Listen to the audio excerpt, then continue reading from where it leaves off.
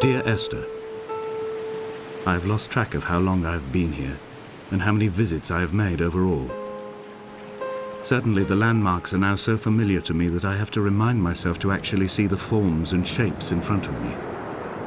I could stumble blind across these rocks, the edges of these precipices, without fear of missing my step and plummeting down to sea. Besides, I have always considered that if one is to fall, it is critical to keep one's eyes firmly open.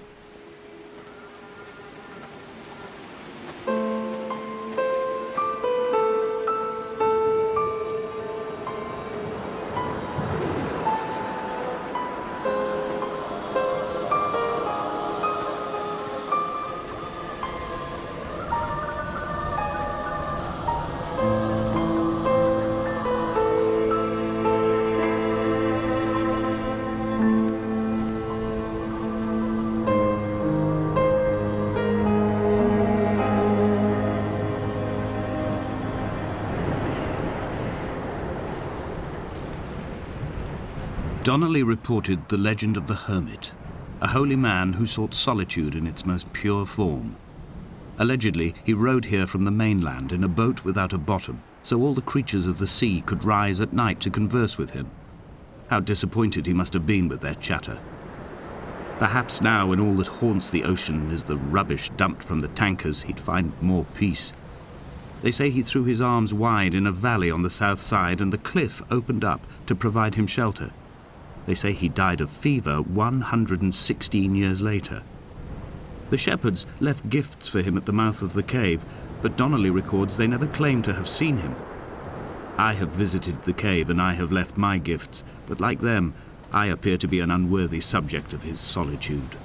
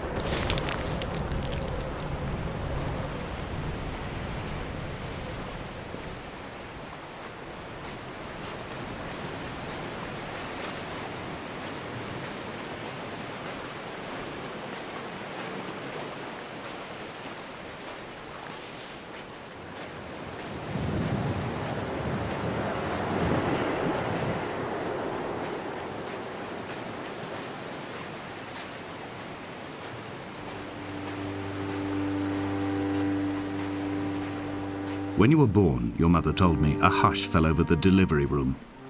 A great red birthmark covered the left side of your face. No one knew what to say, so you cried to fill the vacuum. I always admired you for that you cried to fill whatever vacuum you found. I began to manufacture vacuums just to enable you to deploy your talent. The birthmark faded by the time you were 6 and had gone completely by the time we met, but your fascination with the empty and its cure remained.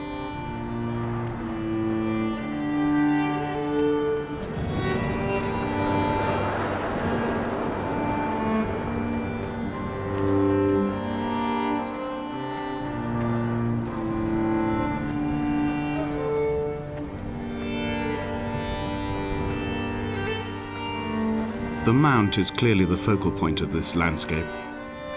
It almost appears so well placed as to be artificial. I find myself easily slipping into the delusional state of ascribing purpose, deliberate motive to everything here.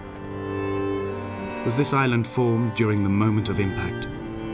When we were torn loose from our moorings and the seatbelts cut motorway lanes into our chests and shoulders, did it first break surface then?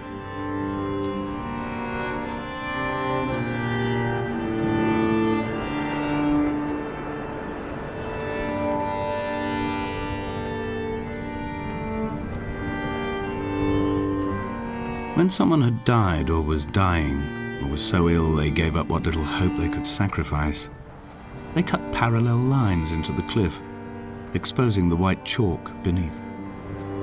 You could see them from the mainland or the fishing boats, and know to send aid or impose a cordon of protection, and wait a generation until whatever pestilence stalked the cliff paths died along with its hosts. My lines are just for this, to keep any would-be rescuers at bay. The infection is not simply of the flesh.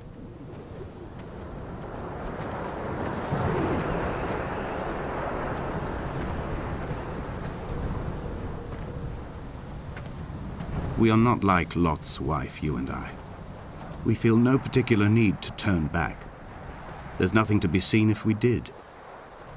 No tired old man parting the cliffs with his arms.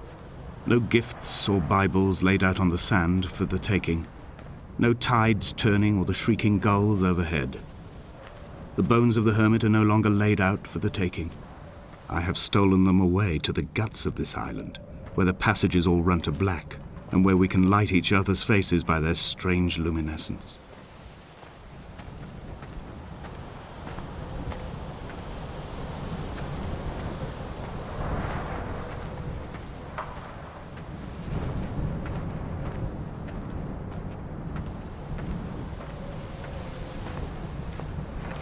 Dear Esther, I met Paul.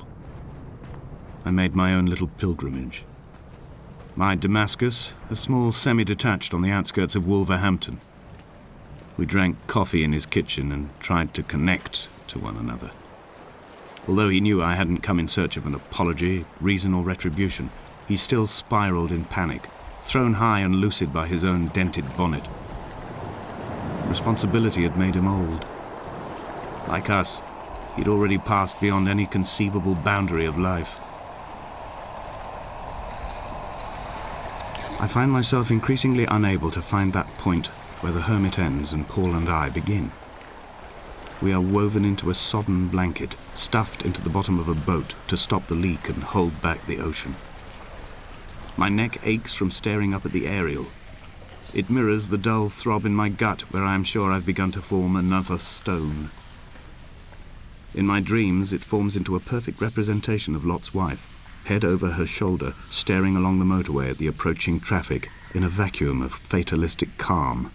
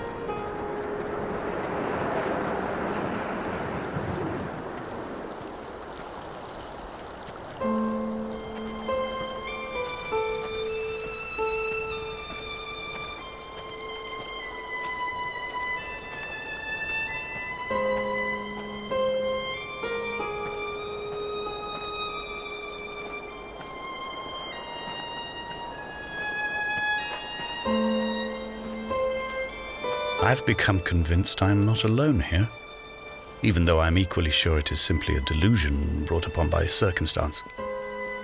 I do not, for instance, remember where I found the candles, or why I took it upon myself to light such a strange pathway. Perhaps it is only for those who are bound to follow.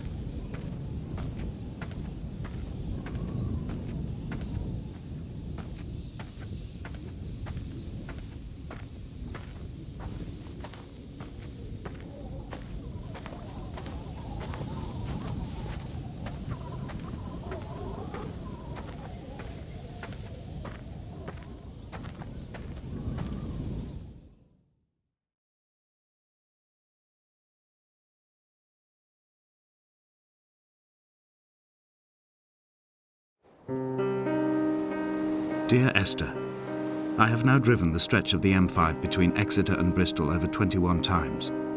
But although I have all the reports and all the witnesses and have cross-referenced them within a millimetre using my Ordnance Survey maps, I simply cannot find the location.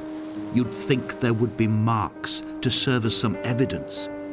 It's somewhere between the turn-off for Sanford and the welcome brake services, but although I can always see it in my rear-view mirror, I have as yet been unable to pull ashore.